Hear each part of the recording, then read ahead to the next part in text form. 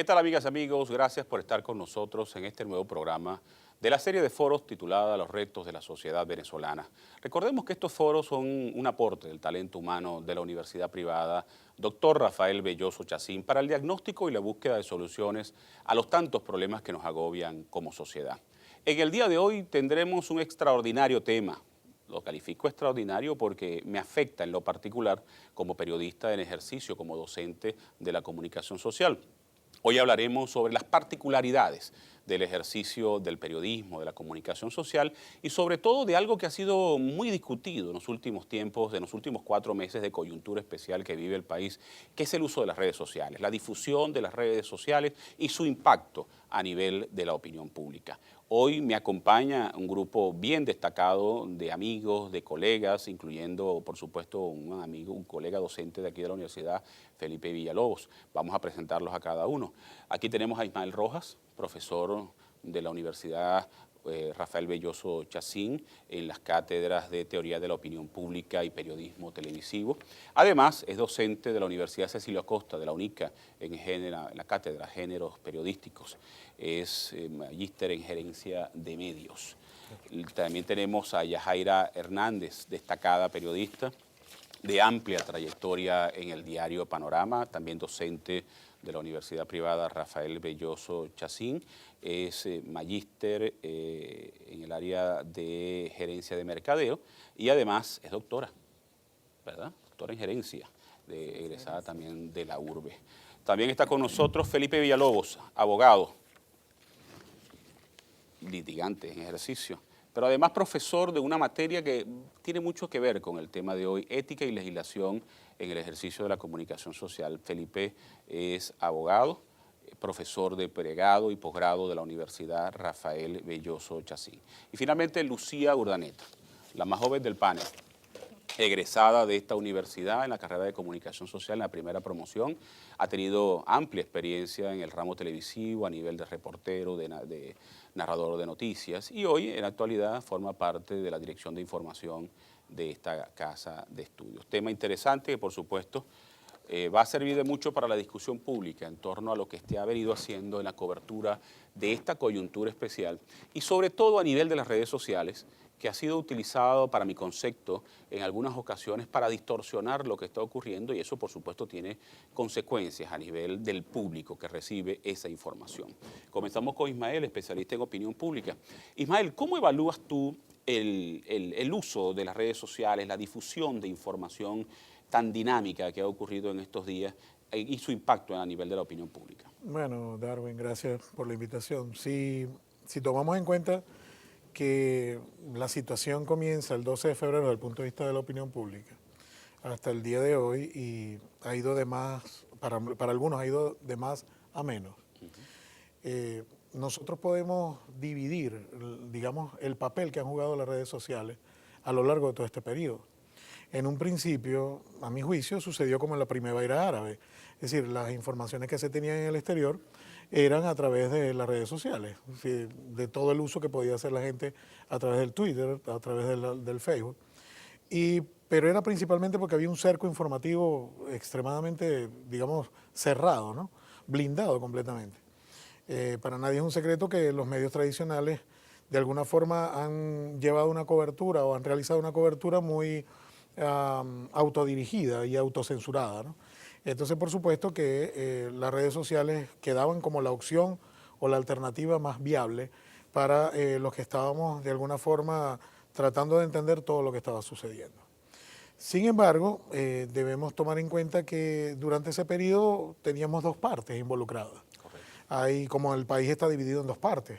Entonces, por supuesto, ahí tenemos un uso de redes sociales a favor de lo que implica todo lo que está de un lado de la opinión pública, digamos oficialismo, y por supuesto hay una red social que está del lado de lo que involucra a la oposición. Y cada uno de ellos tenían distintos objetivos fundamentales. El uso de la red social en cada una de las partes era, por un lado, defender lo que estaba sucediendo, el status quo, la realidad vista desde una óptica, y por otro lado, denunciando a través de las redes sociales todas aquellas situaciones que de alguna manera favorecen el mensaje de la oposición y desfavorecen, por supuesto, el papel que juega el Estado, o mejor dicho, el gobierno, ¿no? ¿Tú crees que las redes sociales vinieron a llenar ese vacío que la gente reclamaba, ¿no? De la cobertura de los medios?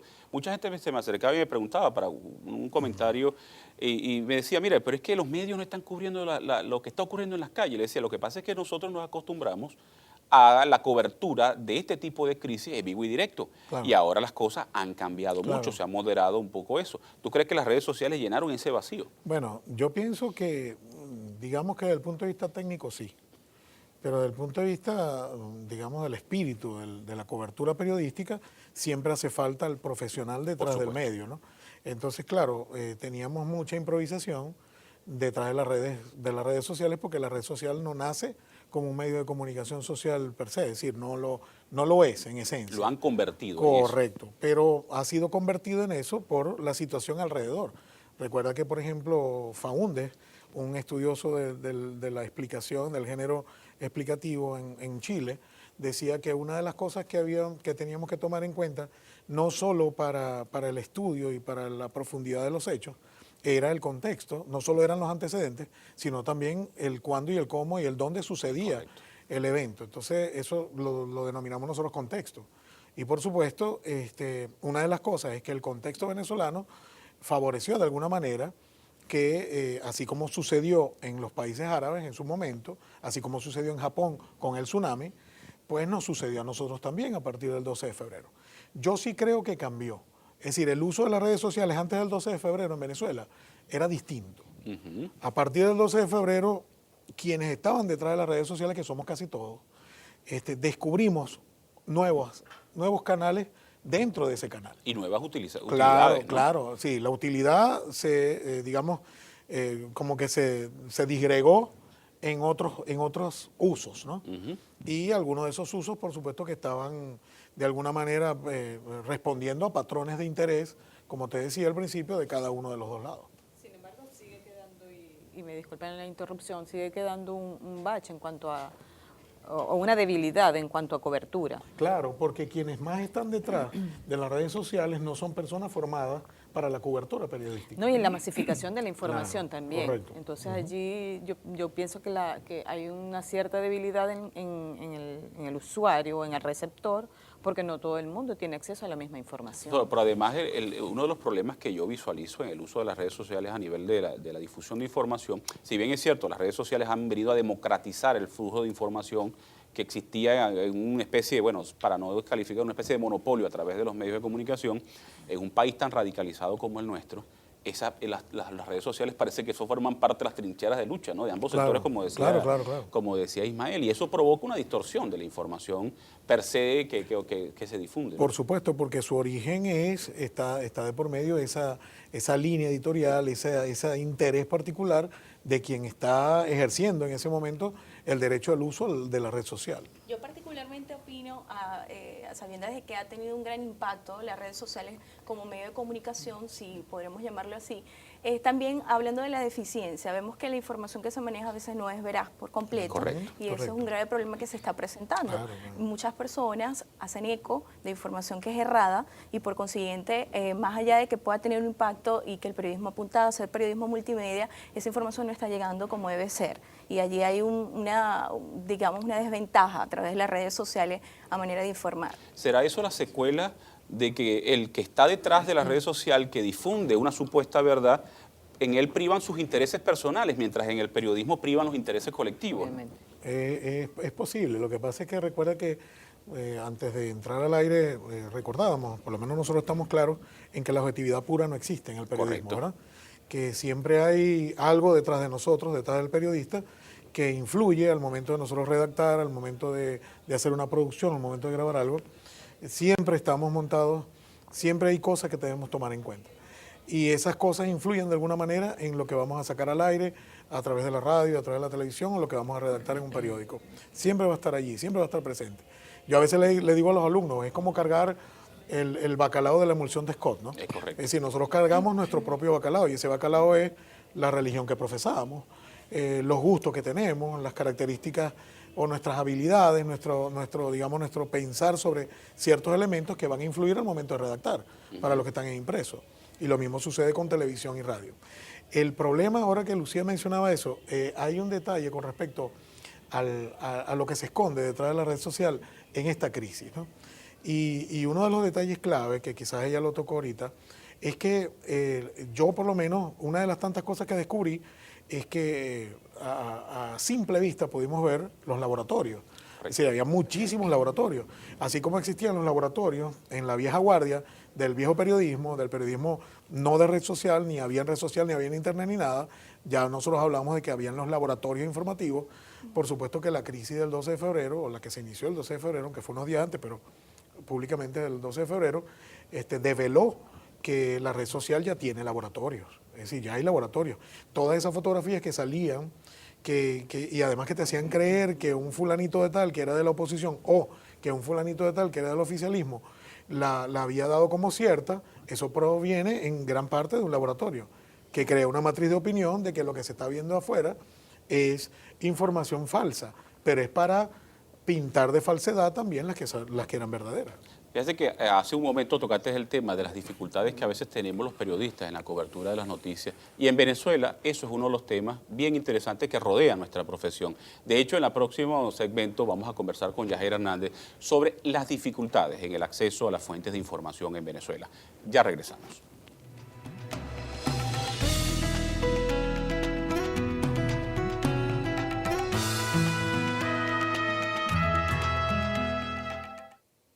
Regresamos en este programa de la serie de foros Los retos de la sociedad venezolana, hoy tocando el tema del ejercicio de la comunicación social, la cobertura periodística y sobre todo el de la difusión de la información en las redes sociales. En el segmento anterior, Ismael tocó el tema de las dificultades que tenemos los periodistas en Venezuela para la cobertura de hechos trascendentes que la gente demanda, sobre las cuales la gente demanda información. Yajaira, ¿es difícil acceder a las fuentes de información en la Venezuela actual? Sí, definitivamente sí. De hecho, ha habido muchas denuncias. Yo considero que una de las dificultades o de las situaciones que está mencionando Ismael tienen que ver precisamente con la negativa deliberada, además, en mi opinión, de muchos voceros gubernamentales ya en cualquiera de las instancias a transmitir la información que deberían transmitir en el momento cuando corresponde.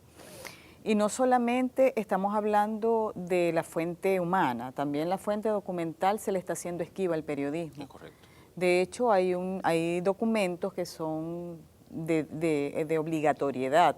Caso del área que manejo más, que es la parte de salud, por ejemplo, anteriormente, hasta hace unos 13 años, se distribuía semanalmente un boletín epidemiológico con las enfermedades de denuncia obligatoria, y ya eso no llega a las manos de los periodistas. Desde hace muchísimos años los periodistas de sucesos tenían a través del CICPC una información cada lunes oficial de lo que estaba pasando y ahora no lo tienen.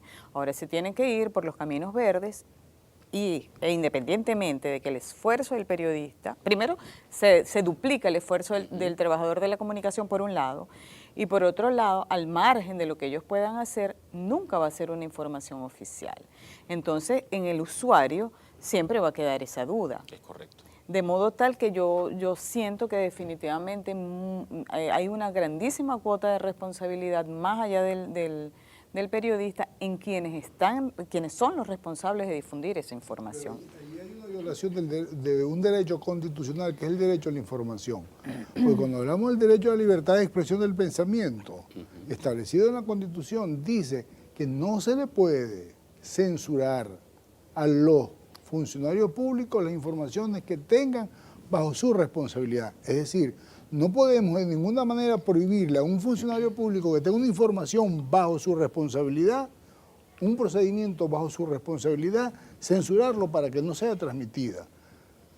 A veces nos interesa que el funcionario público no ejerce el derecho a la libertad de expresión, pero sí interesa que esa colectividad que necesita la información no va a tener la información, como decía Yajaira, oportuna y veraz, es decir, la información que nace de esa fuente, como tampoco se pueden ocultar los documentos de esos procedimientos de la administración pública, salvo, y lo dice la Ley Orgánica de Procedimientos Administrativos, salvo que sean decretados, declarados anticipadamente como un procedimiento O sea, que eso sería secreto, confidencial. una agresión a la necesidad de la transparencia en el manejo de la información pública. Sí, precisamente. Cuando se censura al funcionario público, cuando el funcionario público no da la información porque no le está permitido, porque no tiene la autorización, se está violando el derecho a la información. Porque la Constitución expresamente prohíbe la censura del funcionario público para dar información sobre los asuntos que están bajo su responsabilidad. La gravedad está en que cuando analizamos todo con calma nos damos cuenta que es una política informativa. Es correcto. Sí. Es decir, está dentro de los parámetros de la política informativa no permitir a la fuente ofrecer la declaración o no permitirle al periodista acceder a los documentos. Claro. Y Pero hay eso convierte cosas- a nuestra labor, Claro. como decía Yajaira, en una suerte de periodismo extraoficial. Claro, porque el oficial tiene la posibilidad, al no ofrecer el documento y al no permitir al vocero oficial aparecer, esa persona puede pararse delante de un canal de televisión, delante de una cámara de televisión y decir, eso que está diciendo Yajaira de Panorama no es verdad porque ninguna fuente oficial lo ha certificado. Y hasta tanto eso no suceda, Yajaira podría estar ¿Qué ha mintiendo. pasado, Pero con, hay qué ha situ- pasado con el número de homicidios que se dan en Venezuela? Correcto. No hay una cifra semanalmente? oficial. No la No hay hay. una cifra oficial. Pero ni ¿por qué una no la fuente hay? humana ni una fuente documental. Nada. No la tiene simplemente. Doctor, Vas a pero investigar ¿por qué no la y hay? vas a especular sobre No, eso. pero no la hay porque tenemos el problema de la inseguridad por el otro lado. Entonces, para evitar esa sensación de inseguridad, nosotros tenemos que evitar que se publiquen los números de muertos porque si no, la sensación de inseguridad no se va a convertir en sensación, sino que es una realidad que hasta el propio gobierno estaría reconociendo y el gobierno no la va a reconocer. Pero es que hay otras situaciones mucho peores. Yo no sé si ustedes recuerdan una oportunidad cuando en Caracas hubo un temblor muy fuerte que Alberto Federico Rabel transmitió la información porque Funvisis no se la dio y él acudió a un organismo que tenía la información que por obligación Funvisis se la tenía que transmitir. Es decir, que de segunda mano ellos estaban difundiendo una información que es oficial en el Estado. Técnicamente era oficial. Era oficial. Y aún así lo sancionan porque por estar creando alarma, pánico, no sé cuánto, pero él estaba haciendo uso además y cumpliendo el Código de Ética del Ejercicio Profesional, de transmitir una información veraz y oportuna en el momento cuando correspondía, porque mientras él la transmitió a las 5 de la mañana, el Estado lo hizo a través de Funvicios oficial a las 10 de la mañana. Y recordemos la tragedia de Vargas, cuando el gobierno reconoció la real dimensión de la tragedia de Vargas, después que ya era ya la información que había sido difundida a través de los medios, sobre todo audiovisuales, demostraba la gravedad de la situación. Entonces yo creo que... Y eso sin considerar que hoy en día no se puede hacer porque tiene una ley de responsabilidad social en radio, televisión y medios electrónicos que prohíbe transmitir ciertas imágenes. O sea, el comunicador social, el que maneja los medios audiovisuales, tiene un dilema: o transmite una información a las 11 de la noche que no es oportuna, o la transmito a las 10 de la mañana que no es veraz. Porque cuando analizan el código de ética y dicen que la información no es veraz, cuando se oculta parte de la información. Correcto. Si el comunicador social, aplicando esa ética, esos principios deontológicos, oculta parte de la información, ya la información deja de ser veraz. O sea, ¿cuál es la situación? O transmito la información oportuna y veraz a las 9 de la mañana, exponiéndome una sanción que no va a ser ni para el productor, ni para el comunicador social, ni para el director de prensa, sino que va a ser para el medio de comunicación, o lo hago según me lo establece esa ley. Doctor, porque las imágenes son fuertes, no son imágenes que no son reales, es verdad, pero son fuertes. Pero fíjate que ¿Usted cree que pudiéramos haber visto lo del World Center, lo de las Torres Gemelas, si tuviéramos la ley de responsabilidad social vigente de esa época a las 9 de la mañana con Y yo creo que ante ese tipo de hechos como el del World Trade Center, el de los sucesos de Vargas, por muy duras que sean, las imágenes hay que mostrarlas. Por más dura que sea una verdad, hay que mostrársela al público, porque solo a través de esas explicaciones el público tiene la real dimensión de lo que allí ocurrió. Fíjate, Darwin, que hay un elemento aún más grave, el caso Montesino. La fuente oficial dice que Montesino no está en el país. Correcto. Después la fuente oficial tiene que reconocer que Montesinos está en el país. ¿Quién estuvo entre el no reconocimiento y el reconocimiento? Patricia Poleo. Es decir, digamos en el caso de Yajaira. que era lo que estábamos conversando ahorita. Entonces, entre una cosa y la otra fue un periodista que no recibía, no solamente que no recibía la fuente oficial, sino que la fuente oficial estaba desconociendo, e incluso algunos dirán cayendo en la mentira, ¿verdad? Para después entonces, ante lo evidente, tener que reconocer que Montesinos sí estaba en el país. Sí. Y eso es peor porque pasamos de negarlo a afirmar que sí estaba. Sí. La propia fuente oficial. Pero Sí, eso bueno, sí. queda evidente que el contexto social, político en el que vivimos actualmente ha condicionado o ha dificultado Claro, muchísimo el claro. acceso a la fuente. Hoy en día podemos ir a cualquier lugar y por experiencia propia, cualquier vocero nos va a decir no estoy autorizado, no puedo declarar. Me ha tocado mucho Te lo a digo nivel extraoficialmente. militar y nadie quiere declarar también por temor a ser sancionado si Correcto. emite la información que no debe. Y es difícil, ¿no?, para el comunicador social poder ser veraz, preciso e inmediato con la información, y ocurre lo que decía el doctor. Entonces informas temprano, pero con una información que no es completa, o informas más tarde y ya ha perdido esa inmediatez y esa realidad del caso. O sea, esto quiere decir que nosotros vamos al revés de lo que van las tendencias internacionales que indican que los gobiernos tienen que ser lo más transparentes posible para que la información pueda fluir de forma adecuada, ¿no? Obviamente, de hecho, a lo que dice Lucía, se suma el hecho de que no es solamente no estoy autorizado, no tengo permiso, no puedo, estoy en riesgo de sanción, sino que en muchas ocasiones se convocan a ruedas de prensa y se vetan algunos medios de comunicación a los que abierta y descaradamente se les impide el acceso a la información oficial. Y eso forma parte también de esas dificultades que nosotros tenemos como periodistas en el ejercicio en este momento. Y muchas de esas dificultades se han podido salvar con mucha responsabilidad a través de los medios digitales. Los medios digitales han venido a llenar ese error. Al regreso de esta pausa quiero conversar con Lucía sobre cómo el periodismo digital se ha convertido en una herramienta para informar al colectivo en tiempos de conflicto, en tiempos de coyuntura especial como la que vive Venezuela. Ya retornamos.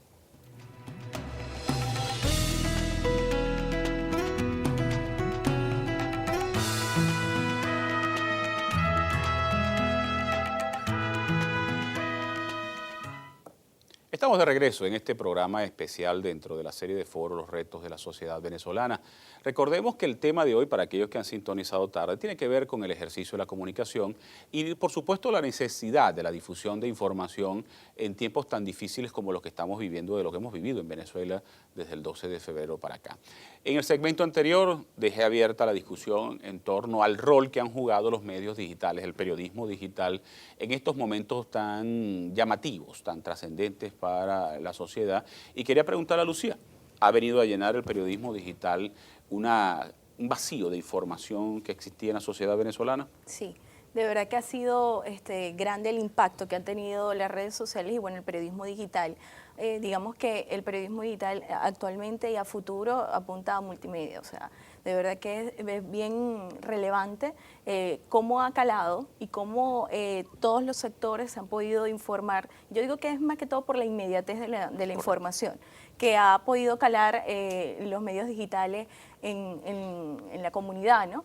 Y considero que se ha venido trabajando de forma bien idónea para poder comunicar. Hoy vemos que muchas personas ya, algunas, no obtienen su periódico impreso, prefieren ingresar y poder informarse rápidamente, incluso a través de su móvil o a través de cualquier dispositivo tecnológico. La inmediatez de la información está allí y considero que sí es importante el periodismo digital y el impacto que ha tenido es sorprendente.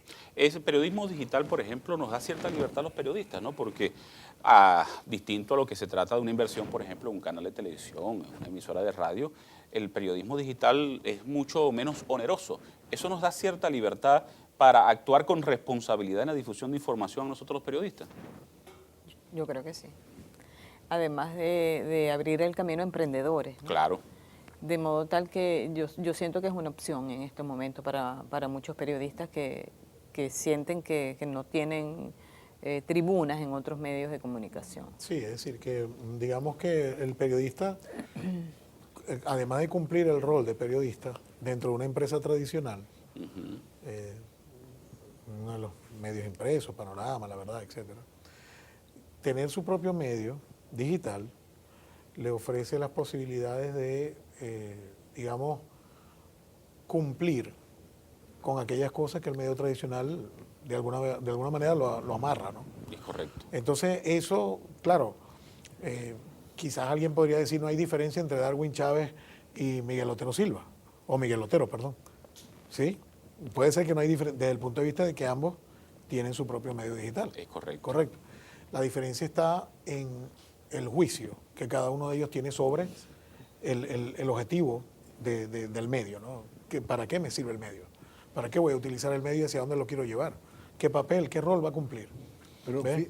fíjate en algo que la importancia de los medios electrónicos, los medios de información, a través de ese medio electrónico, la importancia que ha tenido que la ley, y vuelvo a repetir, la ley de responsabilidad social en radio y televisión solamente trataba de regular lo que es radio y televisión. Correcto. Y en cuestión de 7 o 8 años, ha tenido una penetración de tal manera que hace 2 o 3 años el Estado, el gobierno reforma la ley para controlar los medios electrónicos. Precisamente por ese impacto que ha por tenido. ese impacto, aun cuando esa información, si se ha masificado, todavía no llega a todas las personas.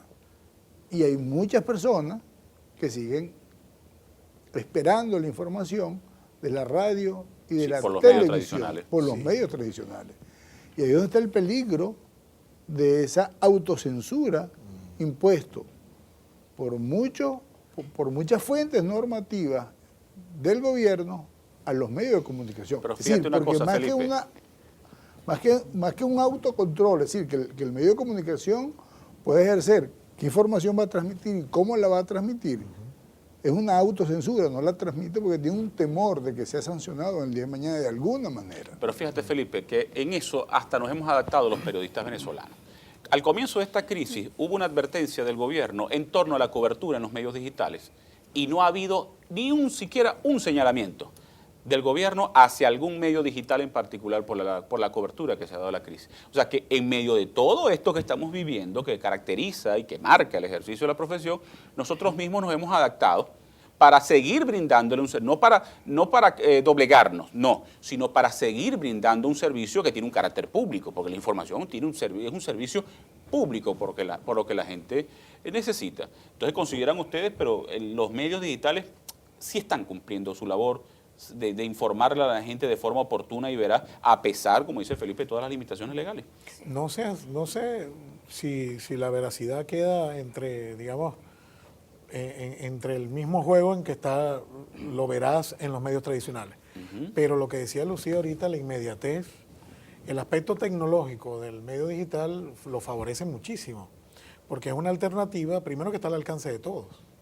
Eso, cualquiera puede llegar a un cyber y meterse en una computadora, y si no tiene para comprar el periódico en la calle, de repente, quizás todavía no, puede pagar el minuto, los 10 minutos, los 15 minutos en un server del periódico. Estoy dando un ejemplo, quizás hasta el dinero no es tanto, pero sí, yo pienso que sus características tecnológicas le favorece, y la inmediatez. Son dos elementos con los que no se ha podido competir. Además, lo indomable de la red. Para mí la red es indomable. Sí, todavía no puede existir un gobierno que pueda decir, yo hago lo que me dé la gana con la red. Los expertos en eso saben que eso es imposible. Podemos ver que en el periodismo digital, en cuestiones de minutos, podemos ya obtener el material audiovisual, incluso la redacción de la nota inmediata, ¿no? Cuando en un periódico impreso, bueno, debemos esperar ciertas horas hasta la publicación. Es allí cuando yo digo que la inmediatez y el impacto que han tenido los medios digitales es sorprendente, y hacia allá vamos.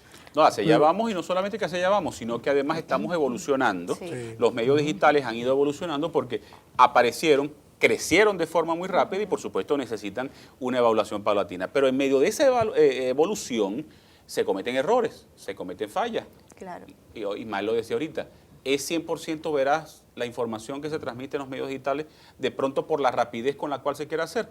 Al regreso de esta pausa, en el próximo segmento, le quiero consultar al profesor Felipe Villalobos, abogado, profesor de la materia de ética y legislación de los medios, sobre las posibles violaciones que a la veracidad, a la imparcialidad y a las leyes se están cometiendo en el ejercicio periodístico en la Venezuela actual. Ya regresamos.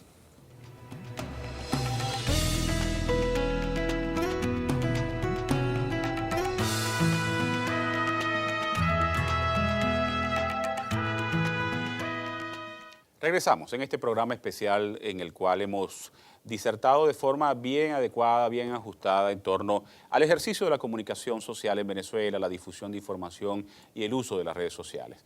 En los 3 segmentos anteriores hemos tocado varios elementos que han venido dificultando el acceso del periodista a la información y hemos hasta calificado de que a veces hacemos un periodismo extraoficial porque el gobierno se empeña o las autoridades se empeñan a veces en mantener casi que en secreto ciertas informaciones que deberían tener carácter público. Felipe, esas dificultades de pronto han generado que el ejercicio del periodismo, o haya casos puntuales del ejercicio del periodismo en Venezuela, que de pronto no cumplan con esos parámetros de legalidad que exigen las leyes venezolanas y que no estemos siendo totalmente veraces e imparciales. Bueno, para hablar de la veracidad en la información hay que hablar de la libertad de expresión. Y no se pueden desligar, porque cuando la Constitución habla de la libertad de expresión, habla de la libertad de prensa, es decir, la posibilidad que tenemos todas las personas de utilizar los medios de comunicación para expresar nuestras ideas, sin que se le establezca censura. Ahora bien, esa información que nosotros podamos transmitir a través de estos medios, vamos a ser responsables de lo que se diga allí. Y ahí es donde viene la veracidad. La veracidad o la transmisión de información que no sea tergiversada y que no afecte directamente a una persona. Eso lo establece el ordenamiento jurídico venezolano en su fuente máxima, que es la Constitución. Y si hablamos del periodista, el periodista tiene la obligación, como eje fundamental de ejercicio, de transmitir una información que sea veraz. Y en los primeros artículos del Código de Ética, que es un código más que de ética, es un código deontológico porque existen instituciones del Colegio Nacional de Periodistas que obliga al cumplimiento de esos deberes, como son los tribunales disciplinarios, obliga a que la información que se vaya a transmitir sea veraz. Evidentemente que cuando se trata de estos eventos como los actuales a partir del 12 de febrero, la dinámica con que se presentan muchas veces hace imposible la verificación de la información en la fuente y lo que lleva a transmitir una información que sea tergiversada, o sea, que no sea veraz, porque se oculta o porque se dice de manera imparcial, se transmite de manera imparcial porque precisamente lo que hablábamos de la objetividad, hay intereses en ocultar cierta información o transmitir cierta información. En cuanto a los medios electrónicos, si lo hacemos a través de unas redes montadas para transmitir información con periodistas, los periodistas van a ser responsables de esa transmisión, de esa información que sea transmitida a través de esos medios. Pero no olvidemos que a través de los medios nosotros podemos transmitir información y yo he dicho que nos hemos convertido todos en periodistas, porque pasamos por un sitio, tomamos una foto y enviamos la información. Entonces ahí falta muchas veces esa capacidad y esa técnica en cuanto a la veracidad, en cuanto a transmitir esa información veraz, porque muchas veces se lo he dicho a los alumnos, la veracidad no viene por la fuente, la veracidad viene por la forma como redactas la información, que puedes tergiversar la información. Pero además por algo importante, por la evaluación que el público haga de esa información. Bueno, lo que pasa es que el público al final tiene el control de la información. El público va a decidir de qué se quiere informar y va a valorar esa información. Es decir, cuando el público empieza a tener acceso a un medio, a un programa, más que a otro, es precisamente por la calidad de la información que el público está valorando en esa información, en ese medio o en ese programa.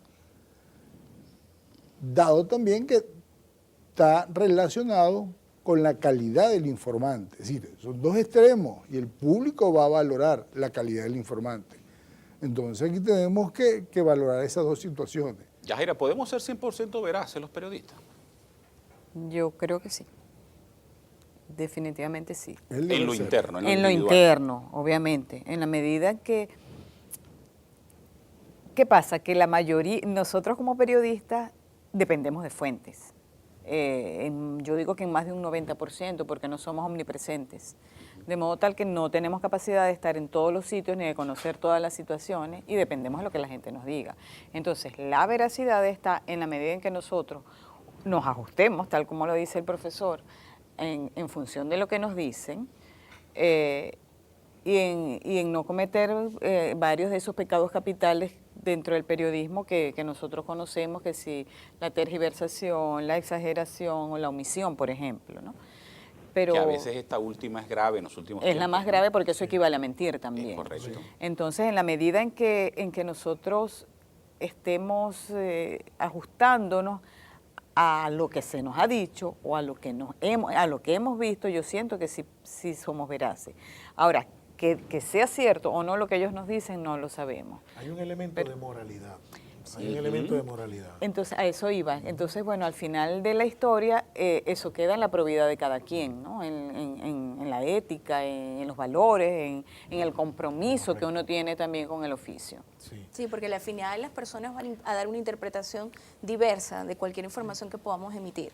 Pero como ustedes bien lo decían, ya queda dentro de nosotros, en nuestra ética y nuestra conciencia, acercarnos más a esa veracidad, constatar lo más posible esa información para que pueda llegar como debe porque ser. el periodista cuando trasciende, o digamos traspasa, es la palabra exacta, la raya de lo más cercano a la veracidad hacia la tergiversación, estamos traspasando también la ética. Es decir, estamos dejando la ética a un lado para pasar al lado de la tergiversación. Es decir, si somos nosotros los que vamos a promover o vamos a tergiversar una información, bien sea porque estamos respondiendo a intereses del medio tradicional, a una línea editorial, o porque humanamente nos gusta trabajar dentro de esa área, de estar tergiversando todo, porque de eso vivimos, por ejemplo, esa línea estamos cometiendo un pecado y eso hace que dejemos de ser éticos, es decir, es un asunto moral y lo moral es muy humano, es decir, el hombre decide al final si quiere mentirle o no le quiere mentir a una Qué es masa. bueno y qué es malo. Correcto. Y entonces, claro, yo puedo de repente, como decía Yajaira, cumplir con todo lo que se me enseñó en la escuela. Pero si dentro de esa escuela, si dentro de ese ser humano está el excelente uso de esa herramienta para cumplir con un objetivo totalmente oscuro, antiético, de repente desde el punto de vista operativo es perfecto, pero su esencia es negativa porque es algo que va en contra de la moral. Temas interesantes que por supuesto nos hacen reflexionar en torno a lo que está ocurriendo en Venezuela.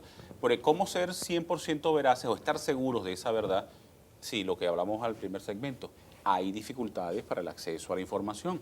Si nosotros no tenemos una información totalmente oficial, sino que nos basamos en informaciones extraoficiales, nunca tendremos la plena seguridad de lo que estamos diciendo de veraz, a pesar que prevalezca el carácter moral de lo que nosotros estamos haciendo. En la próxima pausa vamos a conversar, no solamente el trabajo periodista depende de lo que nosotros como comunicadores sociales consideremos moralmente válido, sino también de la evaluación del público. Ya regresamos.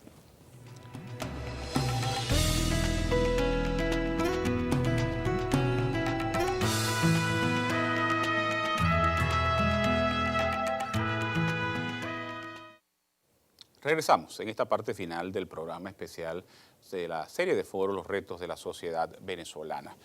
Hemos hablado de muchos condicionamientos alrededor del ejercicio del periodismo, pero hay un condicionamiento que para mí es fundamental y es la evaluación que el público hace del trabajo periodístico. Por eso en este último segmento quería hacerle la pregunta a todos los miembros del distinguido panel que nos acompañan en el día de hoy. ¿Cómo hacer para sobrellevar ese condicionamiento importante que es la evaluación del público? Lo decíamos, a veces nosotros creemos que estamos siendo veraces, pero de pronto una parte del público no. Bueno, yo creo que en la medida en que el periodista y la empresa lo permita, es decir, el medio lo permita, el periodista debe tratar de utilizar todos los canales para poderle entregar a quien está recibiendo la información todas las ópticas, todos los puntos de vista de esa información. De tal manera que esa persona tenga elementos para poder hacer una valorización mucho más amplia. Y sin la intención de que esa persona, de que tú canalices sus decisiones, sino que él mismo pueda, con esa valorización de la que tanto hemos hablado hoy, esa persona puede hacerse un juicio crítico o no de la situación. Eso pienso que nuestro trabajo como periodista está allí, en poder entregar trabajos en poder entregar producciones, poder entregar información oportuna, inmediata, veraz, estar lo más cerca posible de los hechos, con todos los elementos necesarios, pero además, un punto clave es que la situación, el no tener ese acceso a la fuente oficial, el estar limitados, nosotros también que de alguna manera tenemos que decirle, tenemos que mostrarle a nuestros televidentes, a nuestros radioescuchas, a nuestros lectores, que esa información está dentro de ese marco, ¿no? Es decir, que si a veces está limitada no es por nuestra responsabilidad como periodistas, sino porque el contexto, la situación nos ha llevado a trabajar bajo esa situación. Sí. Fíjate algo, agregando a lo que decía Ismael, y volvemos nuevamente con la norma fundamental. La norma fundamental nos dice que la información es libre y plural. Y en una sentencia, que fue el famoso caso de Elías Santana, la sentencia 2013 creo que 2013, ¿sí? De Elías Santana, la Sala Constitucional dice que eso se refiere a los medios de comunicación. Que los medios de comunicación deben ser libres y plural. Entonces, parte de la veracidad es la forma como el periodista busca la información y la transmite. Pero la libertad y la pluralidad de la información, es decir, que existan varias visiones de esa información, es responsabilidad de los medios. Es decir, no solamente del periodista, porque muchas veces quienes manejan los medios al final no son periodistas, no son comunicadores sociales, sino que son los señores que son accionistas de los medios, que tienen la decisión final. Y quizás por algunos intereses tratan de ocultar o omitir cierta información. Y esto lo va a apreciar al final el público. Pero Bueno, ese público a veces tiene diferentes formas de ver las cosas. Claro que sí, porque es la visión que tenga el público para ello. Pero yo Bueno, creo que el público está aprendiendo a valorar esa información. Yo considero que cada quien es libre de escoger el medio por cuál informarse y qué leer. Más allá del condicionamiento que este medio de comunicación le pueda colocar al periodista, nuestra función en sí es lograr poder contrastar esas dos posiciones, esas dos partes, y que pues, el público pueda hacer la mejor interpretación de cualquier información que podamos transmitir. Pero fíjate que dijiste un punto importante, porque a veces el público se acostumbra a revisar un solo medio de comunicación. A veces la falla no solamente está del medio y del periodista, sino del público, que no contrasta diferentes visiones de un mismo hecho. Por eso tocábamos un tema que Yajaira tocó en un segmento anterior, la probidad del público en el momento de evaluar, de contrastar la información. ¿Ese es un factor fundamental, Yajaira? Es determinante. En mi opinión hay varias cosas, ¿no? A propósito del nombre de la serie de estos programas, el reto. Para los periodistas en estos momentos el reto es mucho mayor que en otras épocas. Primero por las dificultades que se nos imponen desde el ámbito oficial, por las exigencias que nos impone la inmediatez de las redes sociales y por la necesidad precisamente de ofrecerle al público una información muchísimo más amplia, muchísimo más balanceada, además de eso con el peso que implica la inmediatez. Entonces definitivamente nosotros estamos obligados, estamos en el deber de ofrecer prácticamente la mayor posibilidades, la mayor cantidad de ópticas o visiones más bien acerca de un tema determinado. Yo coincido plenamente con lo que dijo Ismael, pero además de eso, contextualizando el tema, el problema, la situación dentro de una situación en la que nosotros no siempre tenemos completo y pleno acceso a una fuente. Y además que, como lo decía el profesor, si es un rumor, decirle es un rumor. Eso no está corroborado, eso no está...